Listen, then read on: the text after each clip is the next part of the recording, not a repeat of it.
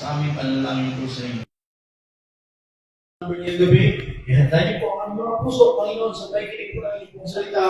At may papayag, Panginoon, na walang na hindi magkakaroon ng epekto ang inyong salita sa aming buhay.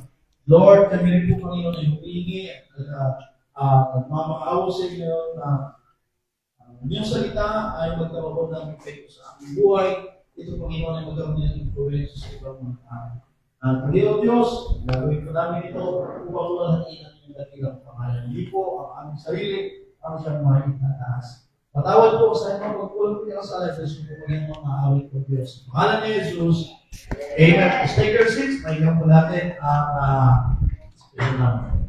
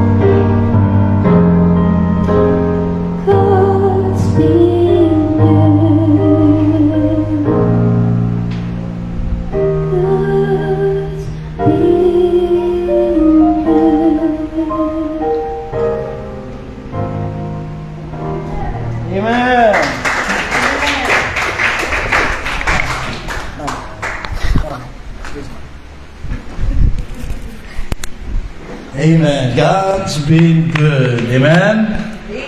God is good all the time. And all the time, God is good. Amen? At alam niyo po, yung atin pong nung gising tayo, amen? Actually, nagtatrabaho tayo, nagpapagod tayo, at para makakain tayo, nagpapagod ka, so magtatrabaho ka. Pero alam niyo yung pagtulog natin, libre. Amen? At pagkatapos, nung ginising ka rin, libre. Amen? At nung ginising ka ng Panginoon, hindi ka lang basta ginising. Ibinangon ka pa ng Panginoon, at pagkatapos, nakapaglakad ka pa. At nakapagtrabaho ka pa. Amen? So, pinatulog ka na ng Panginoon, at pagkatapos ginising ka pa ng Panginoon. So, hindi lang tayo iniingatan ng Panginoon sa pagtatrabaho, maging sa ating pagtulog, iniingatan pa rin. Tandaan po natin, marami pong natulog, pero nung gumising siya, patay na siya.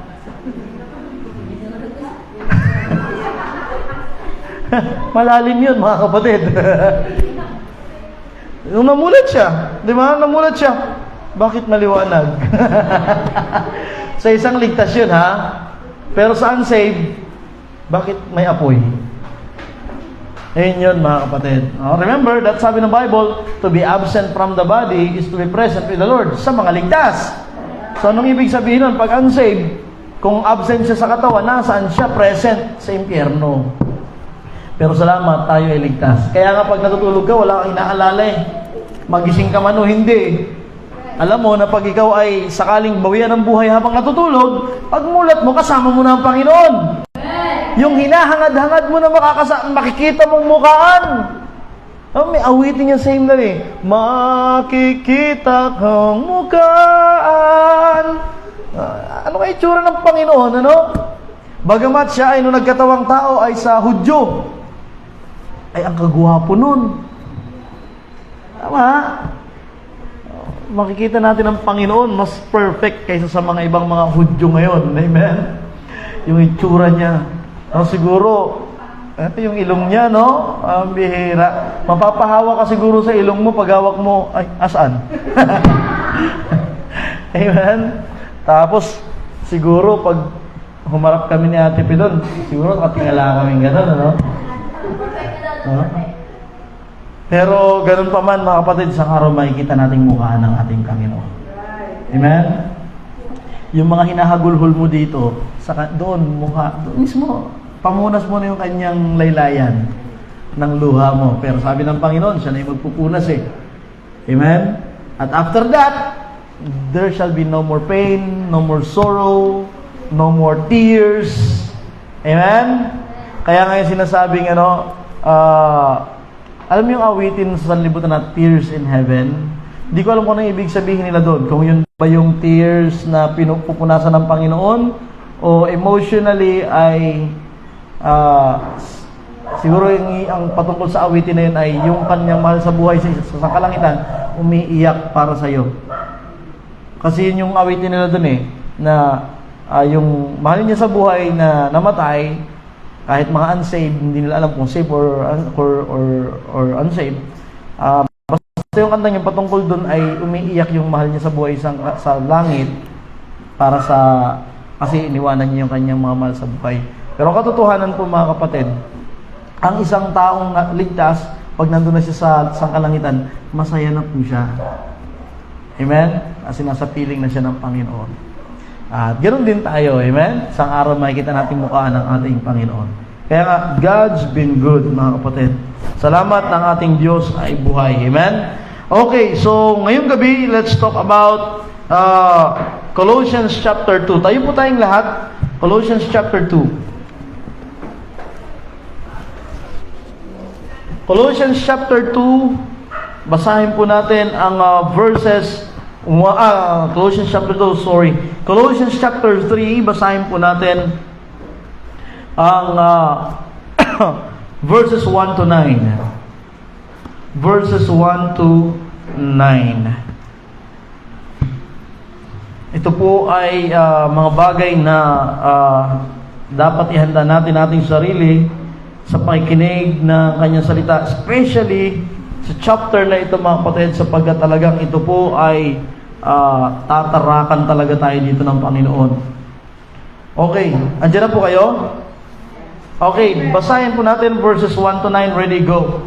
If you then be risen with Christ, seek those things which are above, where Christ sitteth on the right hand of God. Set your affection on things above, not on things on the earth.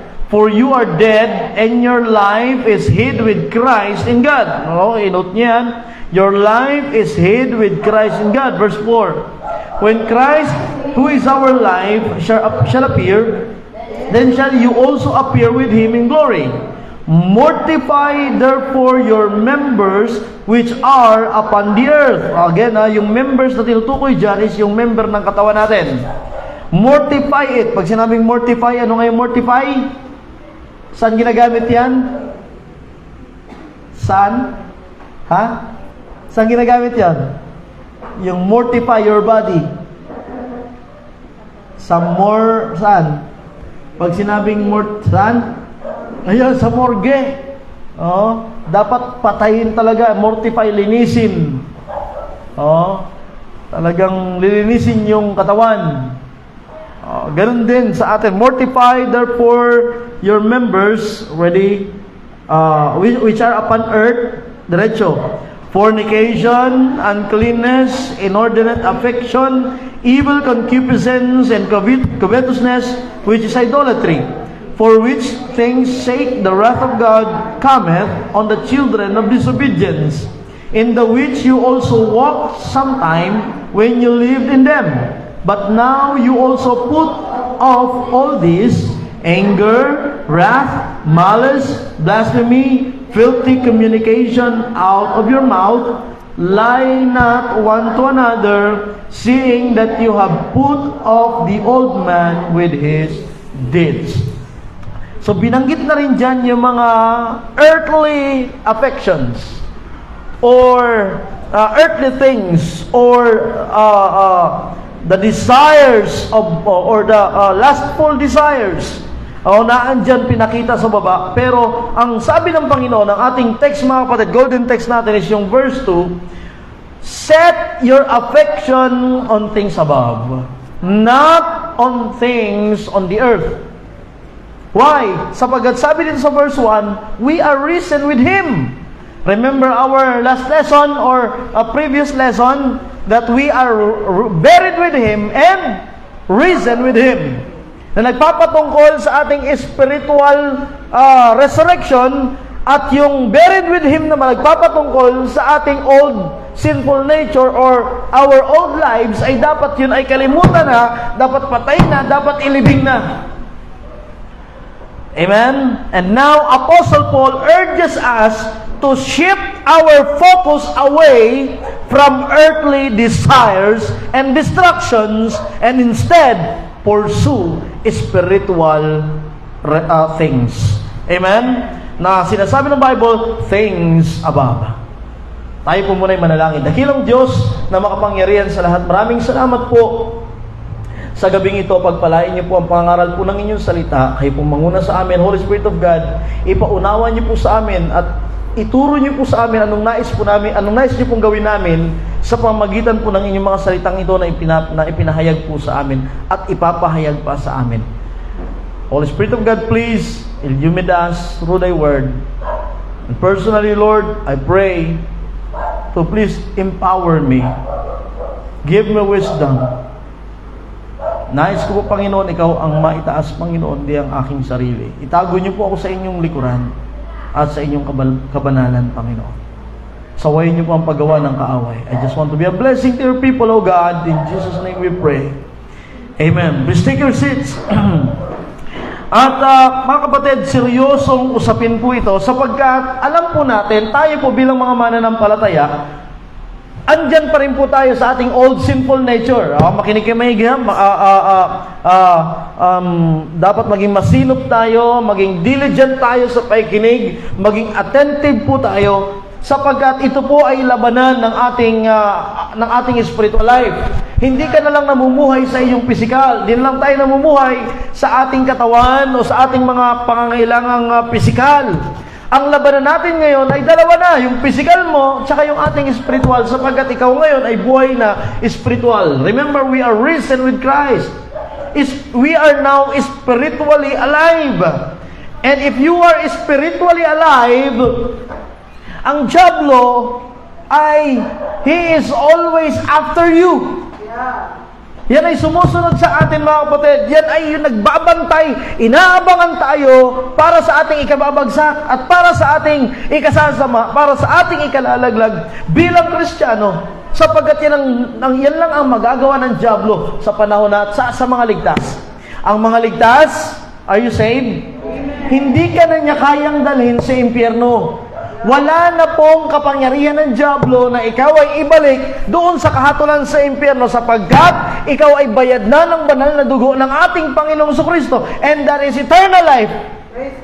Amen? Binigyan niya tayo ng buhay na walang hanggan, and ang sabi ng Bible, wala nang pagkakataon pa na tayo ay maibalik sa impyerno. Pero ang kayang gawin ng dyablo is ikaw ay doon ka ilagay or ipakita sa iyo yung mga earthly things for your own destruction. Para ma-distract ka sa mga spiritual na bagay. Hindi ka na nga niya may babalik sa impyerno eh. Pagkatapos ay magiging faithful ka pa sa Panginoon.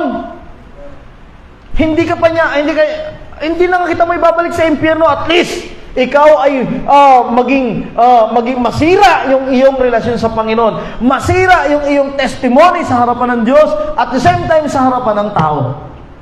Yan yung magagawa ng dyablo. Now, in our text, mga kapatid, ini-encourage tayo ni Apostle Paul, katulad ng pag-encourage niya sa mga taga-Kolose, na ilipat yung kanilang focus, alisin yung kanilang focus from earthly desires and distractions, at mailipat ito sa mga bagay na pangsangkalangitan. And this includes virtues like compassion, kindness, humility, and love. Yan yung mga nais ng Diyos na dapat tayo po ay magkaroon ng focus. Compassion, love, humility, kindness, mga mahirap gawin. Amen? Especially humility. Yung pagpapakumbaba. So in essence, mga kapatid, yung ating text, Colossians chapter 3, verses 1 and 2, is a call to live with a heavenly mindset.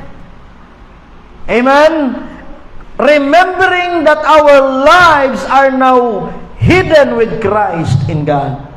And our true citizenship is in heaven. Kapatid, huwag niyong kalimutan ang ating citizenship na ngayon ay sa sangkalangitan. Bagamat na andito ka pa ngayon sa lupa, na andyan ka pa ngayon sa monoblock nakaupo, pero ang citizenship na natin, mga kapatid, ay sa sangkalangitan. So ikaw at ako ay tagalangit na. Hello? Tagalangit na tayo. So, titingnan mo maigi, kung tagalangit ka na, sa anong klaseng buhay dapat ang iyong ipinamumuhay sa mundong ito? Amen? Kaya sabi ni Apostle Paul, if you then be risen with Christ, seek those things which are above. Yung mga pangkalangitan, yung mga makalangit. Now, tandaan po natin, we have a new identity in Christ.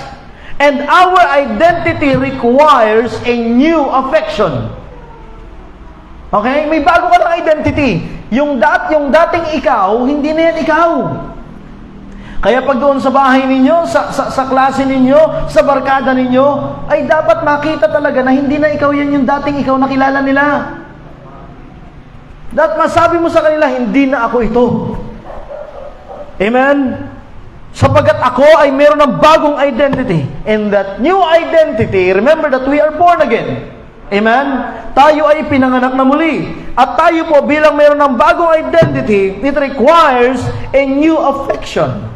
Sabi ng Bible, if you then be risen with Christ, no? So you are no longer who you used to be. Because you are risen with Christ. Tandaan po natin yung kaligtasan na tinanggap mo, kapatid.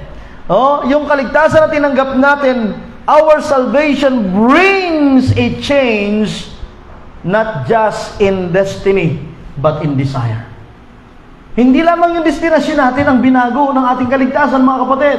Nung ikaw ay tumanggap kay Kristo bilang Panginoon at tagapagligtas, hindi lang yung destinasyon ng buhay mo, ng kaluluwa mo, yung binago ng Panginoon. Dati ang destinasyon ng ating kaluluwa, nung unsaved ka pa, saan patungo? Sa impyerno. Because we are condemned already, sabi ng Bible in the book of John chapter 3. Tayo po ay condemned already. But when you receive Christ, sabi ng Bible, we are now passed from death unto life. So, binago na yung direksyon ng ating kaluluwa dati patungong impyerno, ngayon patungong langit. Pero hindi lamang yung destinasyon ng ating kaluluwa yung binago because of our salvation, pati yung ating desire.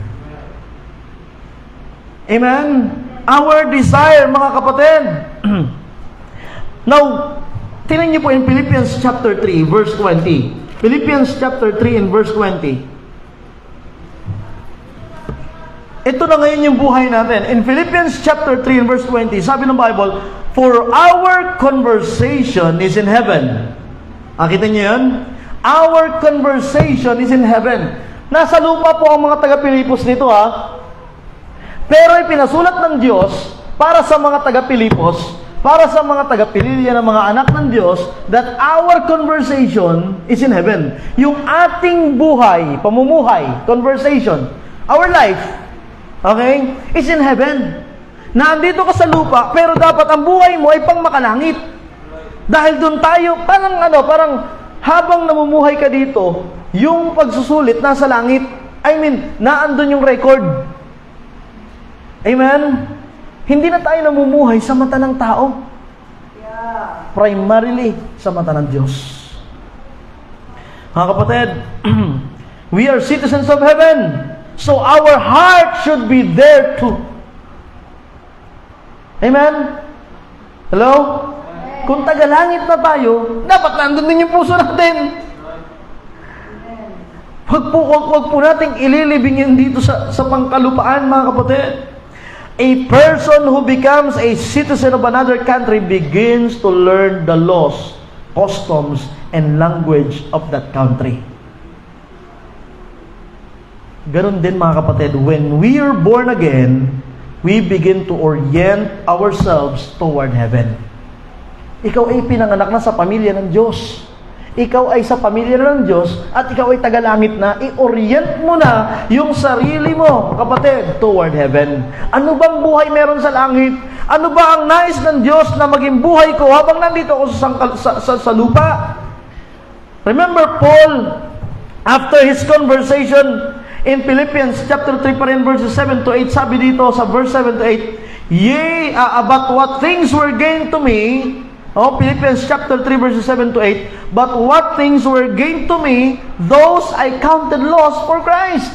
Yea, doubtless, and I count all things but loss, for the excellency of the knowledge of Christ Jesus my Lord, for whom I have suffered the loss of all things, and do count them but dung, that I may win Christ.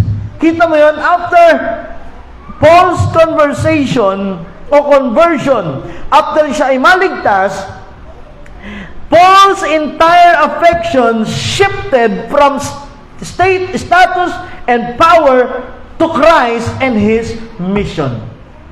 So nalipat na, mga kapatid, yung affection, yung mindset.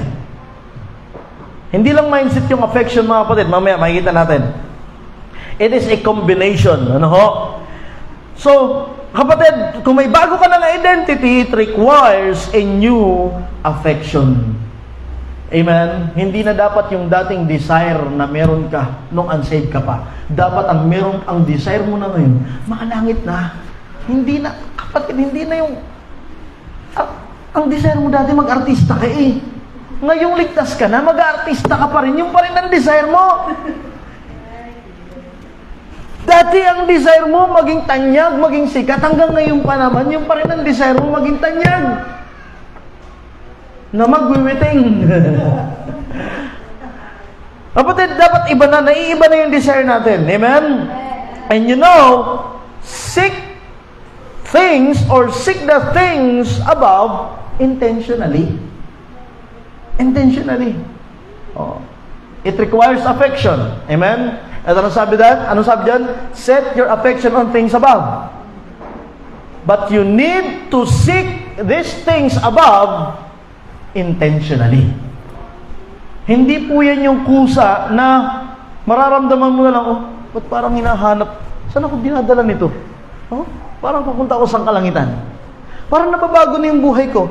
Kumukusa. Kapatid, dapat intention. Dapat intention mo yan. Seek the things above intentionally. Sabi ng Bible, seek those things. So, ibig sabihin, nag-uutos. Hindi po yan suggestion. Listen to me. Hindi po yan suggestion, kundi yan po ay utos, inuutos. Seek! Hanapin! Hanapin mo! So, ibig sabihin, hindi ikaw yung hahanapin ng mga bagay na makalangit. Hindi ikaw ang hahanapin ng mga bagay na pangsangkalangitan. Ikaw ang maghahanap sa Kanya. Seek those things. So, seek the things above intentionally. Seeking implies effort, intention, and consistency. Dapat hindi ka mapapagod. Hanapin mo yung lugar mo, Panginoon. Kahit wala ako sa church, hanapin mo.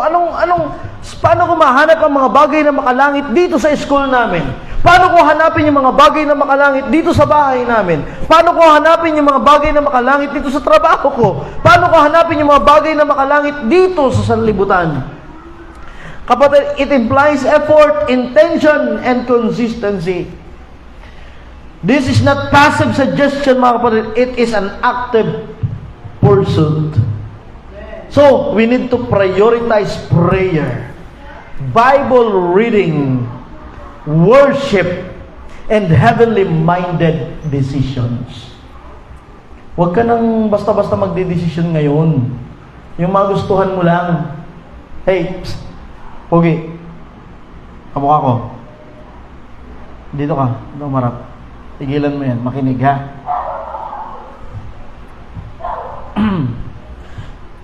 So, heavenly-minded decisions. Dapat nananalangin ka na bago ka mag-decide. Dapat pinag-iisipan mo, pinapanalangin bago ka magsalita. Amen? Dapat, mga kapatid, i-prioritize mo yung prayer, scripture. Dapat punong-puno ng salita ng Diyos. Punong-puno ka ng prinsipyo ng salita ng Diyos.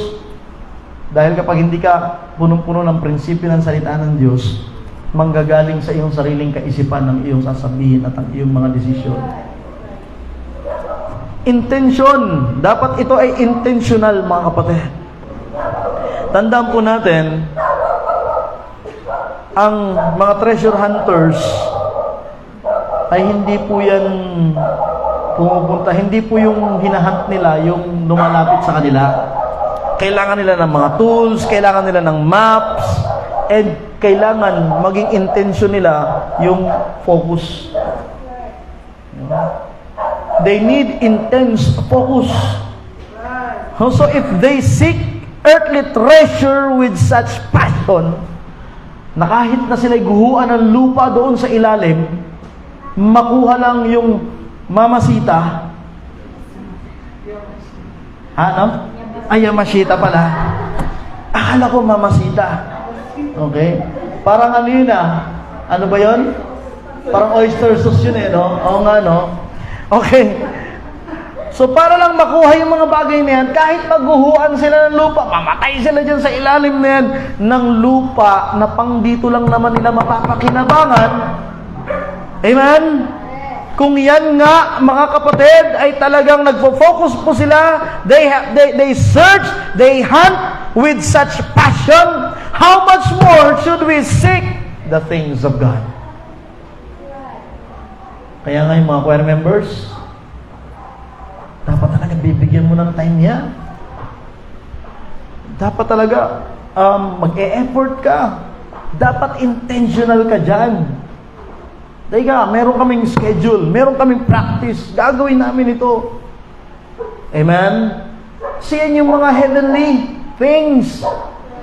Hindi yung awitin mo na pusong bato. Hindi yan yung heavenly song. Hindi yung, kaya nga mga choir members din, ingat-ingat din tayo sa ating mga sound, sa ating mga story. Mga FB story, o kaya reels. Di ba? Lalo pag may mga drums na yan, dapat sensitive tayo mga kapatid. Seek those things which are above. Amen? Not the things on the earth. Kaya nga bilang mga mananampalataya, kung yung mga hunters ng mga kayamanan na pang dito lang sa lupa, meron silang passion. Dapat tayo din bilang mga mananampalataya in seeking those things which are above. Remember Mary? While Martha is busy, amen? Hello? He chose to sit at Jesus' feet and listen. Mabasa mo yan in Luke chapter 10. Talagang hinahanap niya yung pinaka-importante. Sabi ng Bible na nakuha ni Mary yung pinaka-importanting bagay. Bakit? Sapagkat mas pinili niya ang makinig sa paanan ng Panginoon. Dahil alam niya na ang kailangan niya ay mga makalangit na bagay. Ano yun ang salita ng Diyos? Pero itong si Martha ay busy. Siguro inisip na rin ni Martha, tamad-tamad naman ni Mary, ang daming hugasin. Ako lang naghuhugas dito, ako lang naglalaba dito, ako lang lahat. Makinig, ayun, karnal tuloy. Ang hilig tuloy manilip. Kasi walang salita ng Diyos eh. Nakikipagkumpetensya sa maraming magagawa. Kaya dapat punuin natin ang ating sarili talaga ng salita ng Diyos. Amen? Maganda sigurong maging maisip mo, at least, buti siya, nakapakinig ng salita ng Diyos. Bigay ko na yun sa kanya. Give way ko na to. Total naman, medyo malago ako eh. Di ba? At least nakapag-advance naman ako ng Bible reading tsaka prayer. Pero yung ikaw ay nagre-reklamo, mukhang hindi ata nakapagbasa ng Bible at hindi nakapag-pray. Amen? So si Mary, mga kapatid, nakuha niya yung good part. Amen? So, mga kapatid, set your affection or anchor your heart on things above. Ang affection dito, mga kapatid, in Colossians chapter 3, verses 1 and 2, affection here is the combination of our mind and heart. So set your mind and your heart on things above. So in this context, mga kapatid, the word affection, it carries a deeper meaning than just emotional fondness or love. So dito po ginamit nung ito po ay sa Greek word pa, ginamit po ay proneo, which means to think or to set one's mind or to be intent on something from the heart. Hello? So yung naisip mo pumunta sa puso mo and talagang intentionally naging intentional ka doon sa something. So yun yung affection, mga kapatid. So biblically speaking, affection is the combination of our mind and our heart when it comes to focus. Amen?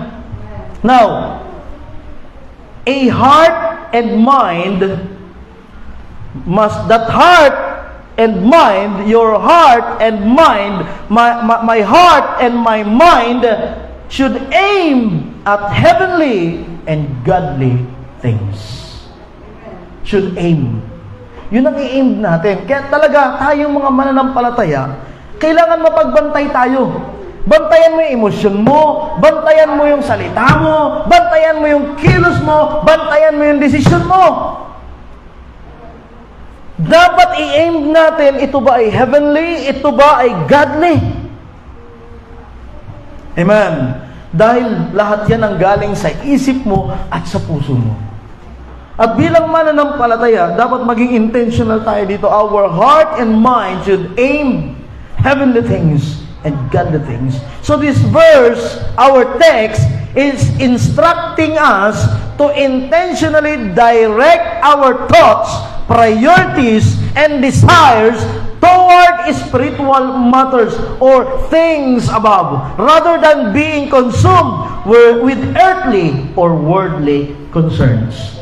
Tanong, ano nagko-consume sa'yo? Pera? Fame? Applause of men? Palakpak?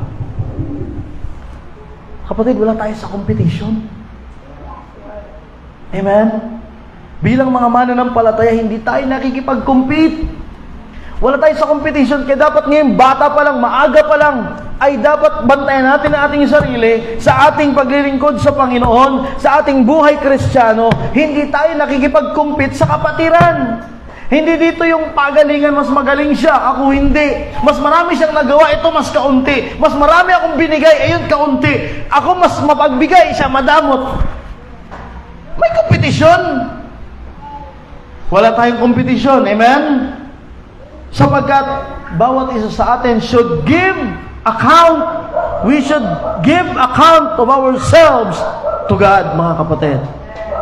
So, mga kapatid, bilang mga mananampalataya, huwag tayong makonsume ng earthly or worldly concerns, but rather spiritual matters. Amen? Ibig sabihin, ngayon yan mga kapatid, ay dapat, it's more about what you prioritize. What you dwell on, where you dwell on, and what you value more. Not just what you feel emotionally attached to.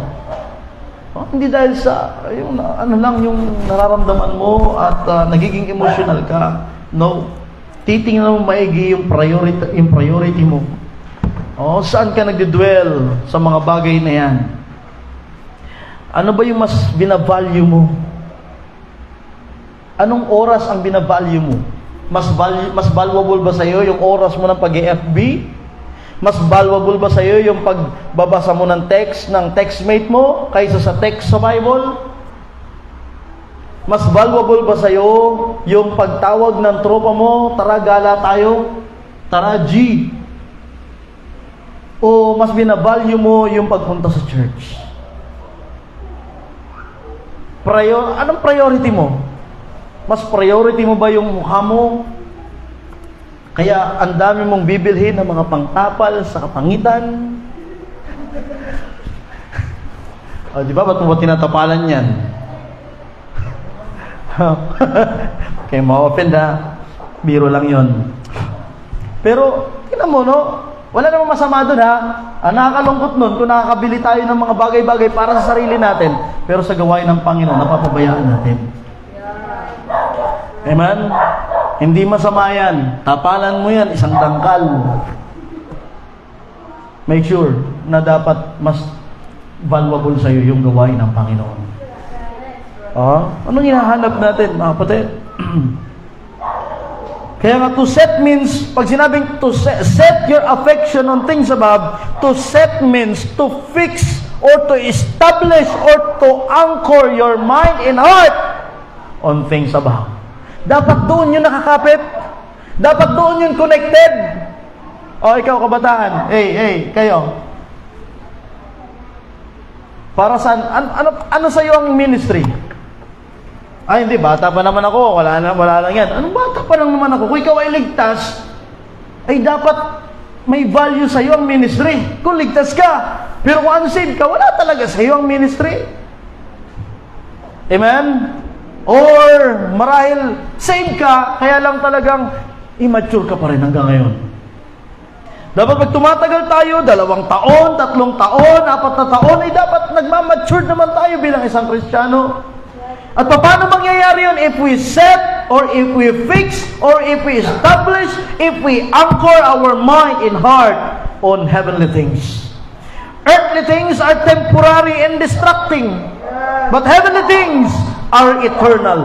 Your desires and affections determine your direction. Kaya isang araw, no wonder kapag nawala ka dito sa simbahan at ikaw ay natagpuan doon sa kangkungan kasi nung panahong nandito ka sa simbahan, yun ay nakalagay sa puso at nasa isip mo. Pero kung nandito ka sa simbahan, pero ang puso at ang isip mo ay nasa mga bagay na pang sangkalangitan, sasabihin ko sa iyo, kapatid, kahit tumanda ka pa dito, hindi ka mawawala sa gawain ng Diyos. Hi, tandaan natin that your desires and affections determine your direction. So kung ano yung desire mo, ano yung goal mo, ano yung priority mo, doon ka nung dadalhin.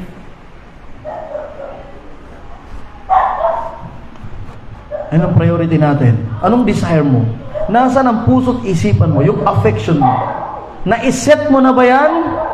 Tandaan natin, a compass always points north because it's calibrated that way. A heart set on heaven will always navigate life with God's purpose and mind. God's purpose in our mind. Yun ang ilalagay niya sa ating kaisipan. Kung, mga kapatid, yung puso mo ay nakaset doon sa north, doon sa langit.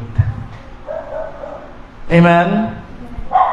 Kaya nga mga kapatid, remember, Abraham, he looked for a city whose builder and maker is God in Hebrews chapter 11 verse 10. Yes, he lived in tents because his affection was not rooted in this world. Alam mo ba ang ibig sabihin ng tent? Ngayon yung aming klase sa custom and traditions ay nasa ano na kami, sa klase, sa lesson na kami, tent dwellings. Nakita niyo ba yun? Binigyan ko kayo ng example doon, di ba, kung anong gagawin. So alam niyo nang gagawin na pag sinend ko na sa inyo yung magiging project nyo, ay magiging reporting nyo. So anong tinuturo sa atin ng mga tent dwellers? Nabasa niyo na ba? Bible students? Hindi pa. Anong tinuturo sa atin ng mga tent dwellers? Bakit sa tent lang sila nakatira? Kasi ang mga Old Testament believers, they believe na dito sa lupa, panandalian lang sila. Hindi nila kinakailangan mag-build ng mga konkretong mga bahay because they believe na isang araw, mamatay naman sila. At ang tent sa kanila, sa gabi lang yun nalalamnan pag matutulog na. Sa umaga, wala sila dyan. Nakatanggal na yung panlatag dyan. Amen? Amen. Nasa labas na yung mga Israelites, mga kapatid. Sapagkat alam niya ni Abraham na hindi naman nakaset yung mind niya at yung puso niya dito sa lupa. Kaya sa tent lang siya nakatira. Amen? Tandaan natin, iwanan din naman natin yan. Nakakalungkot. Napakaraming nagbibuild sa bahay. Ako, sabi ko sa Panginoon, sige, kung bibigyan niya ako, thank you so much. Pero, hindi ako maglalabas ng pera ko na pampagawa ng bahay ko na samantalang iiwanan ko naman yan. Eh kung bibigyan ako ng Panginoon, bigyan niya ako libre. Amen? Mas maganda pagandahin yung simbahan ng Panginoon. Amen? Sapagkat isang araw, mawala man ako, mawala man tayo, may mga susunod na henerasyon. Mawala naman tayo dito mga kapatid. Kaya dapat iset na natin yung puso natin, yung ating mind sa mga bagay na makalangit, mga kapatid. Kaya nga, ang pinakamaganda gawin natin is to avoid the distraction of earthly affection. Sabi ng Bible, not the things on the earth. Mabilis lang yung ating preaching, mga kapatid. Parang 8:30, matatapos na tayo, mga kapatid. So avoid the distraction of earthly affection. Pag sinabing earthly affection, ito yung sinasabi dito, set your affection on things above, not on the things on the earth. So ibig sabihin, avoid the distraction of earthly affection. Earthly things are not all bad, mga kapatid. Huwag po natin kakalimutan yan. But they become problems when they consume our affections. What you love most become your God. Kung titingnan niyo po doon sa Matthew chapter 6 verse 21, in Matthew chapter 6, magsulat kayo. Matthew chapter 6 in verse 21 para meron kayong bubuklatin pag uwi nyo sa bahay nyo. In Matthew chapter 6 verse 21, hindi nyo man makuha yung pinagdadaldal dito. At least na isulat mo yung verse. Amen? Pag uwi mo, may mababasa ka. Amen? In Matthew chapter 6 in verse 21, sabi po ng Biblia, for where your treasure is, there will your heart be also. Kaya, kapatid, what you love most becomes your God. Kaya sabi ng Panginoon, the love of money is the root of all evil. Sa bansa natin, sa panahon natin, anong pinaka-problema? Diba? Bakit nagkukumahog? Bakit nagkakapatayan? Bakit nagkakagulo-gulo? Kahit mga magkakapatid nagkakagulo-gulo. Kahit magkakapamilya nagkakagulo-gulo. Kaya na-invento yung salitang gulo-gulo. Diba? Pag naghahanap ka ng mga, diba? Tumatakbo ka sa Google. Ay, Google pala yun. Google. So, dahil sa pera, dahil sa pag-ibig sa pera. Hindi po dahil sa pera per se, kundi dahil sa pag-ibig sa pera. Amen? Mas inibig yung pera kaysa sa kanyang kapatid. Mas inibig yung pera kaysa sa kanyang pamilya. Mas inibig yung pera kaysa doon sa gawain ng Diyos. Kapatid, hindi naman masama, pero kapag diyan mo inilagay ang puso mo, ang affection mo, your mind and heart, it becomes your God. Masarap naman kumita ng pera eh. Lalo't meron kang goal. Di ba? Magbabayad sa retreat. Ano pa? No? Magbabayad, maghuhulog sa lupa. Ano pa? Sa anniversary. Yun ang masarap isipin. Ewan ko lang, hindi ka nasasarapan sa mga bagay na yan.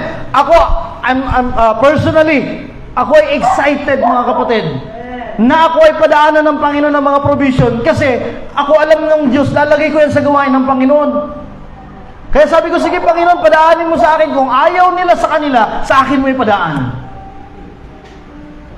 Amen? Excited ako sa gawain ng Diyos mapupunta.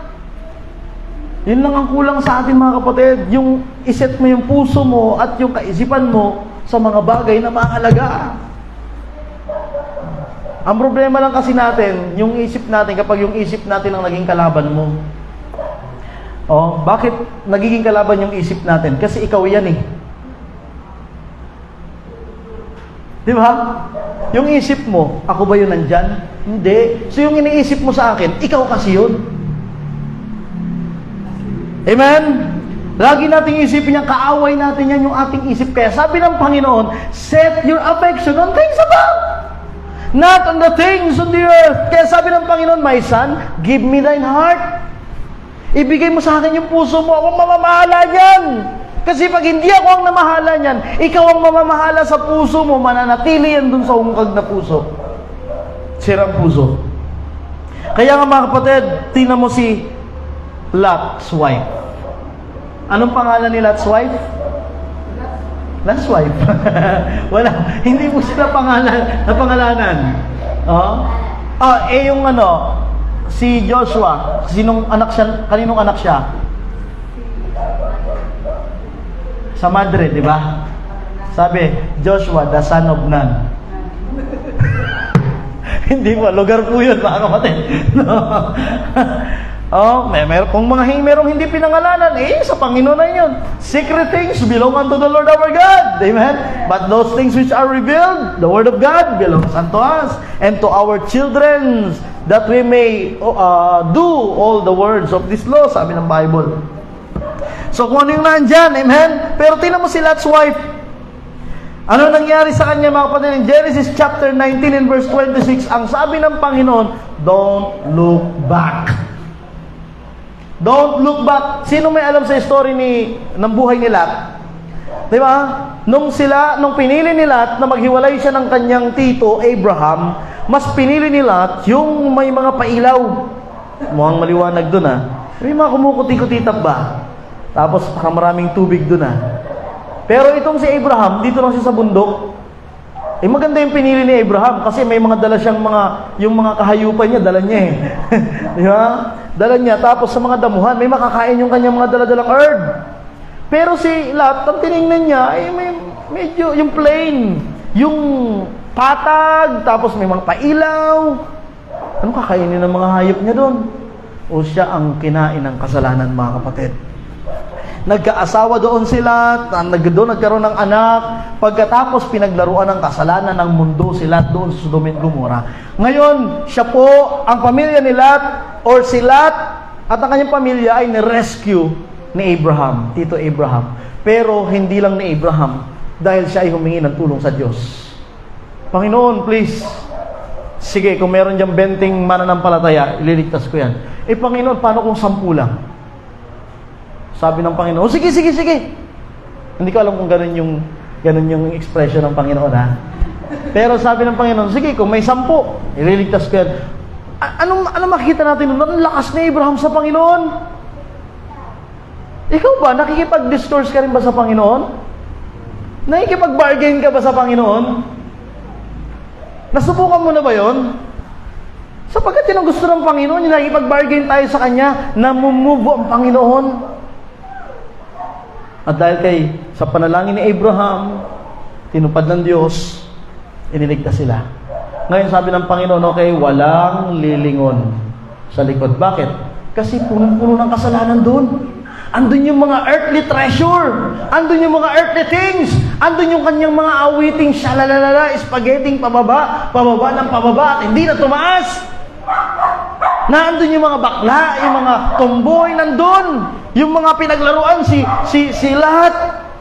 Nandun yung kayamanan, nandun yung pera, andun yung iPhone 16, 17,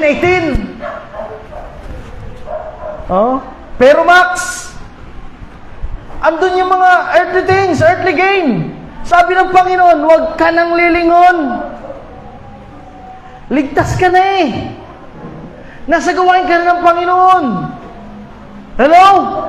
Ginagamit ka na ng Panginoon. Umaawit ka na sa choir. Nagsusoul winning ka na. Usher ka na. Huwag kang lilingon doon sa iyong inuman.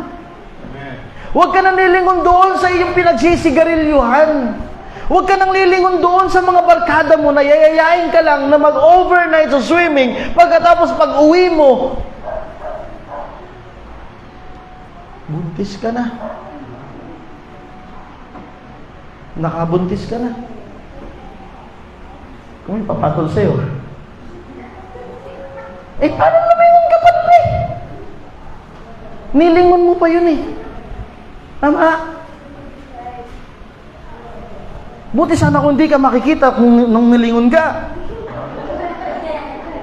Pero mga kapatid, avoid distraction of earthly affection. Si Lot, nung tumingin yung asawa ni Lot, dahil half-hearted siya. Half-hearted. Naiwan pa rin yung attachment niya doon sa mundo. Kumakanta na sa choir, pero yung attachment niya nandun pa rin sa sanlibutan. Kaya pag linggo, umaawit sa choir. Pag Lunes, umaawit kay Justin Bieber. Pag Friday, umaawit dito, God's been good. Pero pagdating doon, ages, ayoko nang mangarap. Sabi, sinong banda yung ayaw mag-rap? Ages. Kasi sabi niya, ayaw ko ng mga rap. Kasi half-hearted, naandun pa rin sa sanlibutan yung puso niya. So mga kapatid, how to avoid the distraction of earthly affections? Number 1. Sabi, 1 pa lang pala. Number 1, mabilis lang ito mga kapatid. Number 1, avoid material possessions, obsession with wealth, status, or comfort. Ibig sabihin mga kapatid, yung obsession sa material possession. Avoid obsession with material possession. Obsession. Alam mo yung obsession? Yan yung kayang gawin ng dyablo. Hindi ka kayang i-possess ng dyablo. Pero to obsess you, kayang gawin ng dyablo. Kristiyano ka na, kaya ka pa niyang i-obsess. Saan? Sa mga bagay na makamundo. So avoid, makikita mo yun mga kapatid. Kapag ikaw ay masyado naghahabol sa mga yaman mo, wealth, or yung sa status mo sa buhay, or kung saan ka komportable, para sa'yo lang. Sabi ng Bible, mga kapatid, Proverbs 11 verse 4, riches profit not in the day of wrath. Kapag dumating na yung palo ng Diyos, walang magagawa yung kayamanan mo, yung pera mo, but righteousness delivereth from death. Proverbs chapter 11 verse 28, he that trusted in his riches shall fall, but the righteous shall flourish as a branch. Kaya huwag kang magtitiwala sa mga kayamanan mong yan, kapatid. Kaya nga huwag kang masyadong, kapag ikaw ay pag merong offering, may giving, may commitment, huwag kang masyadong masasaktan. Iyan ay dadaan din naman sa iyo. Pinadadaan lang yan sa atin ng Panginoon. Pag nagtiwala ka dyan sa riches na yan, kapatid, you shall fall. Proverbs 13 verse 7, there is that maketh himself rich, yet hath nothing. There is that maketh himself poor, yet hath great riches. Pinakamaganda, sige, sa Panginoon naman yan, hindi ko naman talaga yaman yan. Yun yung mga humble. Ito namang mga to ay provision to sa akin ng Panginoon. Okay lang yan, ibigay sa Panginoon. Pero kung masyado mong iniingatan yung mga bagay na yan, sabi ng Bible, there is that maketh himself rich, yet hath nothing. Sa mata ng Diyos, mahirap ka. Sa paningin mo, sa paningin ng tao, mayaman ka. Sa harapan ng Diyos, mahirap ka. Proverbs chapter 23 verses 4 to 5, labor not to be rich. Cease from thine own wisdom. Tumigil ka na sa sarili mong wisdom. Hindi ang iyong sariling kaalaman ang makapagliligtas sa iyo sa mga bagay-bagay na yan, kapatid. Labor not to be rich. Kasi bakit? Iiwanan mo yan eh. Sabi ng Panginoon niya, labor not to be rich. Masyado ka nagpapagal. Nakakalungkot, mga kapatid, na merong mga tao, hindi ko man papangalanan, mga kapatid, hindi naman sa atin dito, kilala ko, nagpapagal, nagtatrabaho, ang sipag-sipag, kumikita ng malaking pera, talagang pagod na pagod yung katawan, pagkatapos isusugal lang sa isang upuan, doon sa isang upuan, pagkatapos magsusugal, mauubos lahat ng perang pinagpaguran. Nagle-labor para yumaman, pero walang napala. Kaya sabi ng Panginoon, labor not to be rich. Ang pinakamaganda, mag-labor ka sa gawain ng Diyos. Amen? Cease from thine own wisdom. Wilt thou set thine eyes upon that which is not? For riches certainly make themselves wings. They fly away as an eagle toward heaven. Akala natin dadalhin tayo ng ating yaman, ng mga material possession, material gain sa sangkalangitan. No. Ano sabi ng Bible sa Matthew chapter 6 verses 19 to 21? Lay not up for yourselves treasures upon earth, where moth and rust that corrupt, and where thieves break through and steal. But lay up for yourselves treasures in heaven, for where your treasure is, there will your heart be also. Jesus said unto him, if thou wilt be perfect, go and sell that thou hast, and give to the poor. Kausap niya yung young rich, the rich young man, young ruler. Sabi niya, nagawa ko na lahat, Panginoon. Sinunod ko ang mga magulang ko. Naging mabait ako, maayos ang aking pamumuhay. Anong gagawin ko to be saved? Sabi ng Panginoon, ibenta mo yung mga kayamanan, bibigay mo sa mahirap. Ano nangyari, mga kapatid? Nagnguy-nguy yung bata. Kaya sabi ng Panginoon, it is easier for a camel to go through the eye of a needle than for a rich man to enter into the kingdom of God. Matthew 19:21 to 24. Sabi dito, mas madali pang pumasok ang camel sa butas ng karayom kaysa sa mayaman na pumunta sa sangkalangitan.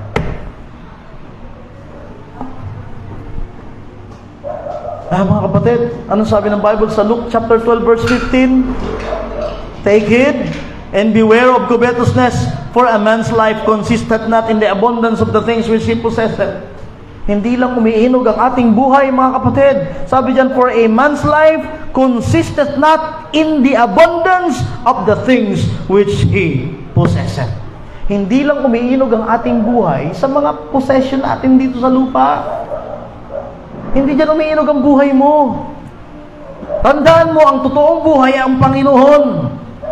Kaya kung ikaw ay anak ng Diyos, ikaw ay mananampalataya, avoid obsession with material possessions.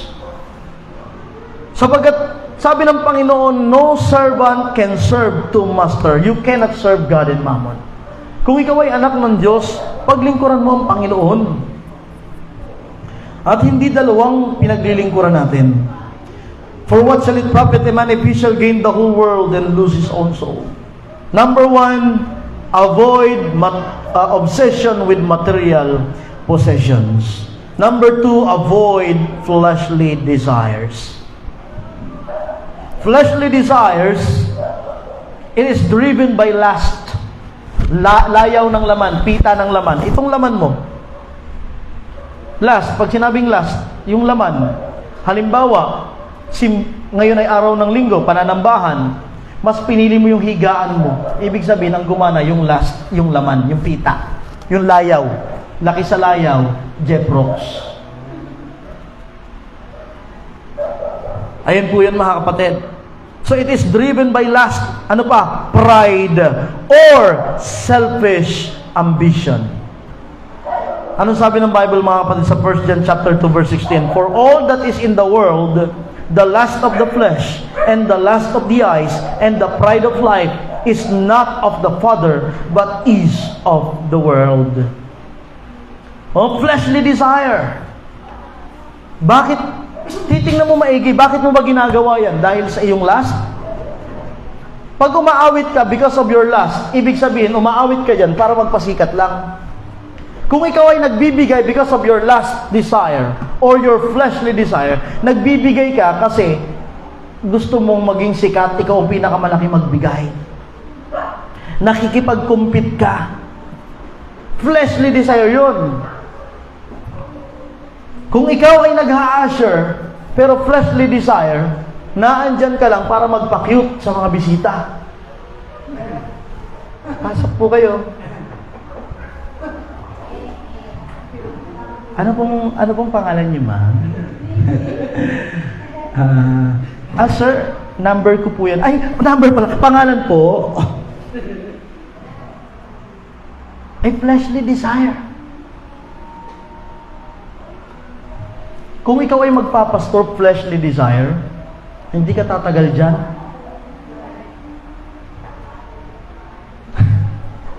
Tanungin niyo yung mga pastor. Minsan kasi nakikita lang ng mga tao, lalo na yung mga bago, tapos dumating sila, 50 years na yung church, 50 years na yung pastor, nakikita lang ng mga bago, oh, siguro ang dami ng pera ng pastor. Yun yung nakikita ng mga tao. Hindi nakita yung pinag-umpisahan. Na halos kalimutan yung pamilya niya, kalimutan yung anak niya, kalimutan yung ibang pangangailangan niya para lamang sa gawain ng Diyos. Pero buti na lang, hindi fleshly yung kanyang paglilingkod sa Panginoon, nakatagal. Tingnan niyo po ang ating pastor sa Antipolo. Amen?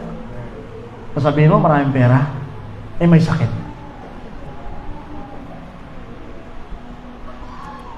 Umaayaw ba? Hindi pa rin. Ang tibay. Kasi alam niya sinukuan niya ng buhay. Kung fleshly lang, matagal nang iniwanan ng simbahan. Kaya maraming mga simbahan iniiwanan ng pastor. Kasi akala nila, ano lang yun, nag-apply ng trabaho. Akala ng ibang mga pastor, yung pagpapastor ay parang nag-apply ka lang pag nasusweldohan ka. Kung ganun lang din naman pala, ba't pa tayo umalis sa trabaho natin? Sweldo pala yung hinahanap mo. Tama? Di sana nagtrabaho ka na lang. At the same time, nagpapastor. Wow! Sana all. O kaya mag-congressman. Mas maraming pera. Kaso tinawag ka sa pagpapastor, kaya nga sabi ng Panginoon, iwanan mo yan. They left their nets and followed God. Amen? Pero fleshly desire. Kaya kung ikaw ay aawit, na dapat ay meron kang makalangit na hangarin, kapatid, kahit gaano pa kahirap yung tono. Kahit naglalakad ka pa mula sa inyo. Amen? Mamahalin mo yung ministry mo. Because your ministry is not rooted in your fleshly desire. Not rooted in pride. You know what? Pride goeth before destruction. Proverbs 16:18. Sabi ng Bible, James chapter 4 verse 6, but He giveth more grace. Wherefore He said, God resisted the proud, but giveth grace to the humble. Be humble, mga kapatid. The fear of the Lord is to hate evil, pride, and arrogancy, and the evil way, and the froward mouth do I hate. Sabi ng Panginoon. Galit dyan ang Panginoon kapag tayo'y ma-pride. Kaya kung minsan napapagalitan sa ministry, napagsasabihan sa ministry, sige lang! Huwag mong paganahin ang pride mo, matuto ka. Pag ikaw ay hindi napakanta, pero dito baliktad, nga ayaw talaga sa kanta. Yung iba, pag talagang gustong-gustong kumanta, pag hindi pinakanta, talagang iiyak pa yun. Yung tipong ako na yung kakanta, pagkatapos sabi, sir, suspended ka raw ngayon. Ganun. Kasi gusto mong mag-alay sa Panginoon eh. Kasi hindi mo yan ambition lang. It is not our selfish ambition. Amen? So, kapatid, stay away from fleshly desires. Ang bilang mga mananampalataya sa ating paglilingkod sa Panginoon, let nothing be done through strife or vainglory, but in lowliness of mind, let each esteem other better than themselves. Philippians chapter 2 in verse 3. Because the work of the flesh, you know what? Galatians chapter 5 verses 19 to 21, the works of the flesh are manifest, which are these: strife, sedition, heresies. Kapag ikaw talaga, pag ikaw ay gumawa yung flesh mo, yung lust mo, andyan papasok yung heresies. Ano yung heresies? Chocolate. Heresies, mga sabi-sabi, mga hindi naman totoo. Bakit? Because of envy. Ito, envyings. Anong kasunod na yan? Murders. Kasi ang envy, ang inggit, nagbubunga yan ng kamatayan. Hello? Kaya dapat mga kapatid, makita mo yan. Mga bagay na yan. James chapter 3 verses 14 to 16, galing kasi yan sa ating lust of the flesh. But if you have bitter envyings and strife in your hearts, glory not and lie not against the truth. For where envyings and strife there is confusion and every evil work. James chapter 3 verses 14 to 16. Yung bitterness, envy, strife in your hearts, yan ay magbubunga ng evil works. And you know what? Number 3, avoid temporal concerns. Avoid temporal concerns. Sometimes we are worrying about earthly matters more than spiritual priorities. Mas nagwo-worry tayo doon sa kakainin mo pag-uwi mo kaysa sa pagkain ng kaluluwa mo. Minsan nagwo-worry tayo sa sarili mong pangangailangan kaysa pangangailangan ng kaluluwa ng iba, kaysa sa pangangailangan ng gawain ng Panginoon. Nagwo-worry tayo sa sarili natin kaysa sa iba. At para lang sa ating selfish ambition. Tandaan po natin mga kapatid, Philippians chapter 3 in verse 19. Philippians chapter 3 in verse 19, the Bible says, sabi dyan, whose end is destruction, whose God is their belly, and whose glory in their shame, who mind earthly things. Sino to na ang kanyang kaisipan ay nasa pangkalupaan, ang kanyang Diyos ay ang kanyang tiyan. Kaya nakakalungkot dyan. No? Sabi dyan, whose end is destruction, whose God is their belly. Ang kanyang Diyos ay ang kanyang tiyan. At napakarami sa mundong ito, ang kanilang Diyos, ang kanilang tiyan. Yayayain mo magsimba, sasabihin, magtatrabaho kasi wala kaming makakain. Ang Diyos tiyan. Yun yung mga Christian. Ang totoong Christian, amen? ay inuuna yung pagkain ng kaluluwa. Pero yung pagkain ng laman, yung Christian. No? Avoid temporal concerns. Do not worry about earthly matters more than spiritual priorities. And last, avoid worldly ideologies. Sometimes we are shaped by cultural values rather than God's truth. Alam mo, kung yung culture against God's truth, forsake that culture. Doon tayo hirap na hirap. Bakit? Pakikisama. Pakikisama, kaya tayo ay pakikisama. Iisipin natin yung pakikisama natin sa kanila kahit na sirain natin yung kalooban at katotohanan ng Diyos. And dyan po tayo many times na-fail. Lalo na kapag wala kang stand. Pag di ka marunong mag-stand. Hoy friend, sige na, ngayon lang naman tayo nagsama-sama. Inom ka na. Ayaw mo ma-offend yung mga friend mo, iinom ka na rin ng alak. Uy, yung ano mo naman, di ka pa nagyoyosi. Tanda-tanda mo na, di ka pa nagyoyosi.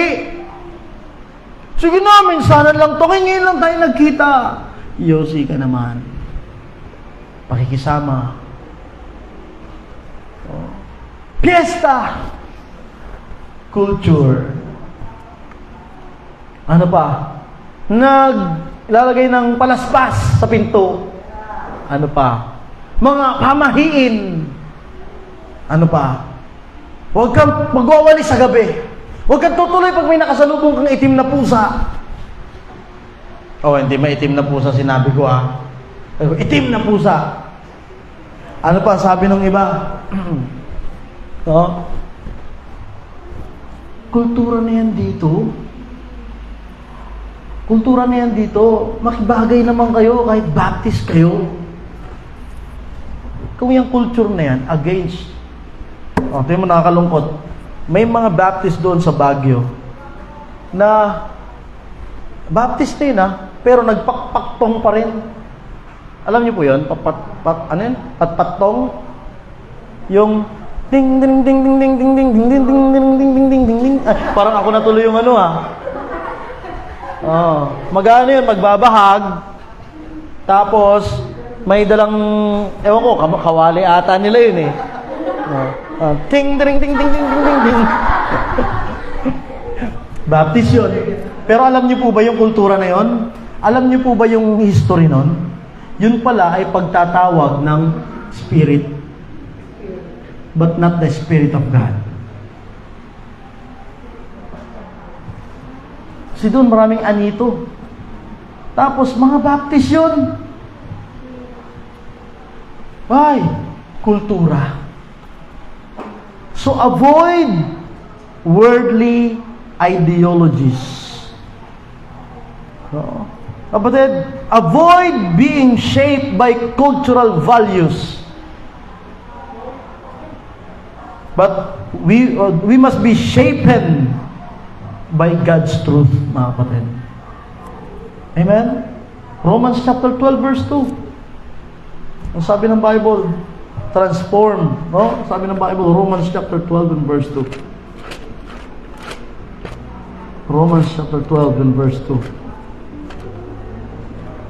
Sabi ng Bible, and be not conformed to this world.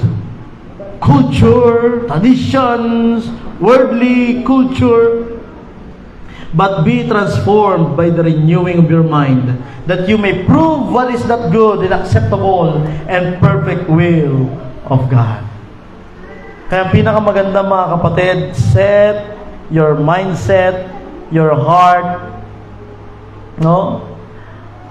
Not to these earthly matters, but to eternal and heavenly things, or things above. Pinakamaganda unang-unang ating Panginoong Kristo. Doon mo isit ang puso mo. Oh, the things above. Sino yun? Ang Panginoong Kristo. And He is the Word. He is the eternal Word. Ano pa? The God's kingdom values. God's kingdom values. Dapat doon tayo mag-strive. Yun yung ating bigyan ng maging intentional tayo doon. Ano bang ugali dapat meron ako bilang isang Kristiyano, bilang anak ng Diyos? Ikaw ay Kristiyano ka na, dapat di ka na namumuhay ng parang hayop. Para sa animal kingdom. Dapat namumuhay tayo, God's kingdom values. Hindi ka na nagmumura. Tama? Hindi ka na umiihi kung saan-saan. Hindi ka dumudumi kung saan-saan. Hindi ka pahubad-hubad din sa kalsada. Amen? Naalala ko yung nakasabay namin sa expressway. Akala ko sino mga nakaharap sa aming mga puwet. Yung pala mga baboy. Mga hubad. Hindi naman tayo baboy. Amen? Huwag kang pahubad-hubad sa kalsada. Kayong mga babae, lalo na mga choir member, ayusin yung mga kasuotan ninyo. Amen? Huwag kayong magbibigay ng kasalanan sa iba. Alam nyo, ang daming bariya. Nagsushort ka pa. Tuloy, nagkasala pa ng panlalait yung isa. Pero kidding aside, no? Sabi pa, ang itim-itim naman. Sabi pa, ang daming bariya.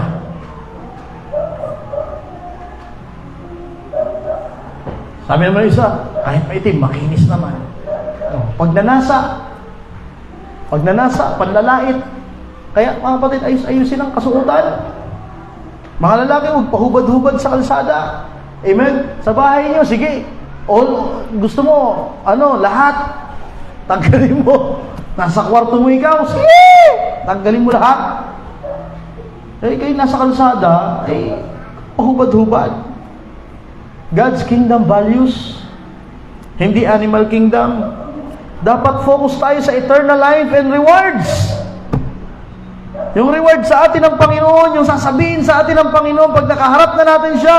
And kapatid, focus on spiritual growth and fruitfulness. Tayo mag-focus. Amen? If you didn't be risen with Christ, seek those things which are above, not the things on the earth. Sayang yung tinatagal mo bilang Kristiyano dito. Sayang yung tinatagal mo bilang full-time. Sayang yung tinatagal mo bilang choir member. Sayang yung tinatagal mo bilang usher. Sayang yung tinatagal natin sa mundong ito sa ating pananambahan kapag hindi tayo nakafocus sa ating spiritual growth and fruitfulness. Ibig sabihin, iba ang focus natin. Kumusta ang personal devotion mo? Sa pakikinig mo ng salita ng Diyos, kumusta? May nakukuha ka ba? May naia-apply ka ba sa buhay mo? Saan ka nakafocus? Focus ka sa salita ng Diyos. At huwag kang mag-focus sa iba kapag may preaching. Ay, sa kanya yun. Ay, sayang, wala sila. Ay, hindi ako yun. Ay, siya yun. Huwag kang mag-focus sa iba. Focus ka sa Panginoon at sa'yo. Ano ituturo sa atin ng Panginoon? Huwag tayong fleshly. Avoid material obsession or obsession in material possession. Avoid them. Yung makaka-distract sa ating mga hangaring makalangit. Looking unto Jesus, the author and the finisher of our faith. Don't look to the left nor to the right. Looking unto Jesus, the author and the finisher of our faith. Amen? Set your affection, your heart and mind on things above. Bukas, may soul winning. Amen? Hello? Yung mga kaluluwa ng tao, yun yung sa langit. May good news class. May soul winning. Dapat medyo lumalago-lago na rin tayo kahit sa ministry natin. Hindi yung, Pastor, madami na naman na tayo. Hindi yun ang ibig sabihin. Yung pagdami, hayaan natin ang Diyos dyan. Pero dapat lumalago-lago rin naman tayo spiritual. Dapat medyo nag-i-improve na tayo. Hindi na lang tayo kumakanta dito at nagpapaganda ng boses at nagpapasikat sa mga tao at papalakpakan ng mga tao. Dapat ang pangunahin natin, nagbabahagi na rin tayo ng gospel, nag-i-invite na rin tayo ng bisita, nagdi-disciple ka na rin ng mga kaluluwa, at pagkatapos pagdating mo dito, aawit ka para sa Panginoon. Amen? Na ginawa mo yung main thing. Hindi ka lamang aawit dito pero hindi ka naman nagbibigay sa gawain ng Diyos. Hindi ka mag-a-usher pero hindi ka naman nagbibigay. Dapat tayo ay lumalago-lago na rin. Pangalawa lang yan, mga bagay na yan. Amen? Kaya bilang mga mananampalataya, seek those things which are above and not the things on the earth. Sabi nung isang pastor, tingnan niyo po ito, pastor. Yung mga yan, ayan lahat. Tayo ko yan. 5 milyon ang ginastos ko dyan. Pastor, ito, nakita mo ito, pastor. Lahat ng mga kalupaan na yan, akin yan. Binili ko yan.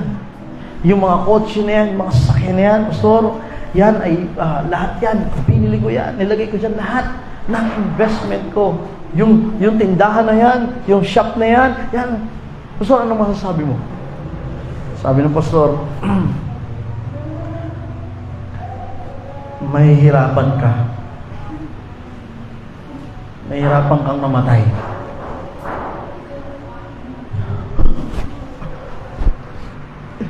Yung lupa ko. Yung kotse ko.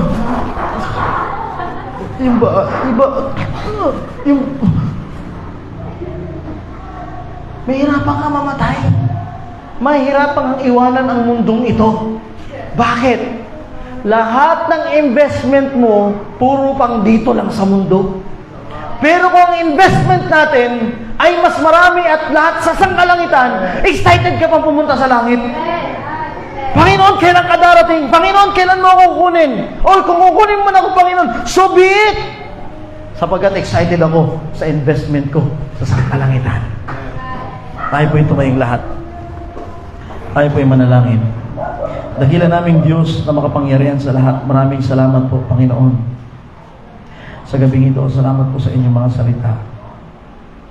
Muli kami, Panginoon, na inyong pinalakas. Bukas, Panginoon, wala kaming pasok. Salamat, Panginoon, for this great time, great day, na kami makapakinig na inyong salita.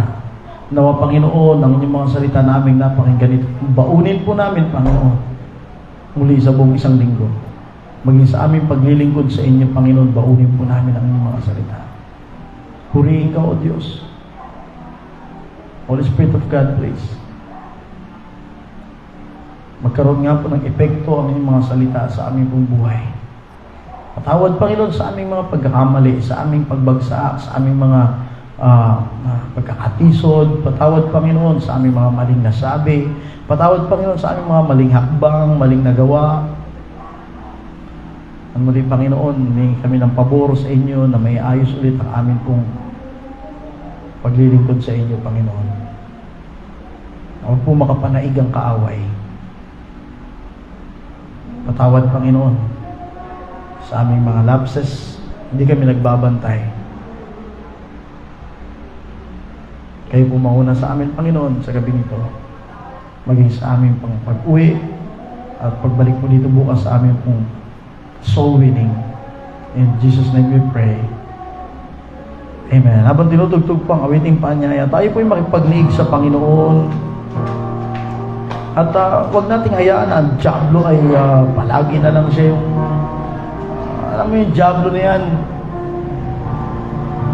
gusto lagi pabagsakin tayo, gusto lagi sirain yung paglilingkod natin, gusto lagi na alam mo maging paandap-andap tayo sa ginagawa natin sa Panginoon. Lahat tayo, hindi tayo exempted sa gawa ng diablo. Iisa lang ang hangarin yan. Yung lagyan tayo ng fleshly desire, selfish ambition, obsession sa mga material possession. Pero salamat, andito ang salita ng Diyos. Tutulungan tayo to focus on things above. Godly ambition, godly possession, heavenly possessions. eternal life and rewards. Especially our God. He is our reward.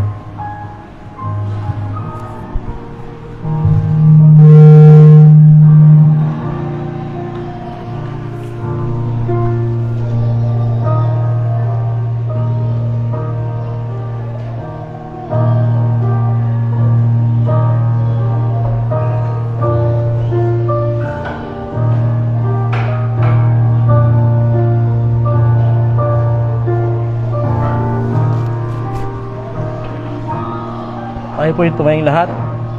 Tayo po yung tumayong lahat. Tayo po yung manalangin. Dakilang Diyos na makapangyarihan sa lahat. Salamat, Panginoon, sa gabing ito. Bless niyo po, Panginoon, ang aming pagpapatuloy at ang mga inilapit po namin sa inyo. Sa pangalan ni Jesus. Amen. All the people said? Amen. Pwede po tayong umupo at tayo po ay dumako sa ating tithes and offering this evening. Tawagin po natin ang ating usher. Push. Asan ba siya? Ayan, si Rufus na lang.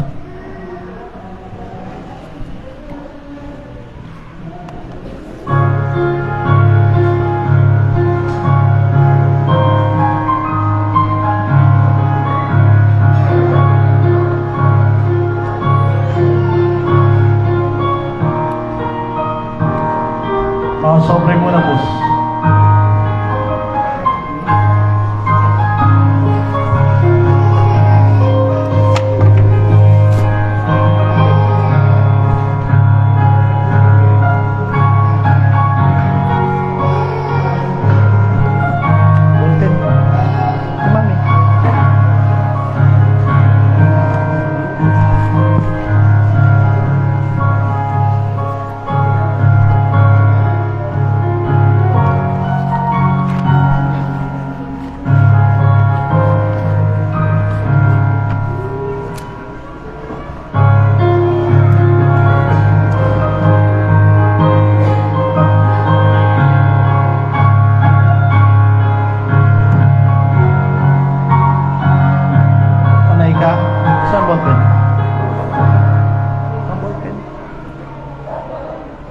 Si Brother John, maraming ballpen yan.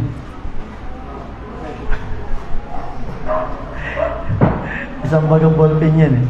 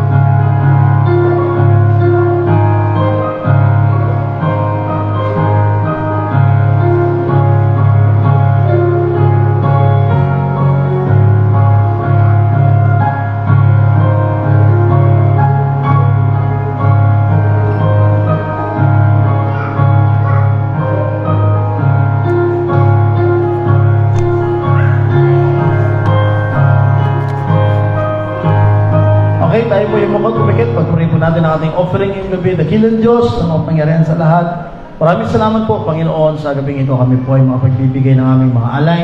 Lord, i-bless niyo po ang mga sanaping malilikom na mga Panginoon. Ito po ay magamit sa inyong pong gawain sa Kilalago, ng gawain dito po sa Pilya Rizal.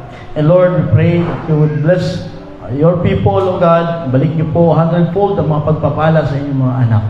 Maraming salamat po sa privilege at sa iyong pagpapala sa amin. Sa pangalan ni Jesus, Amen. God bless you as you give.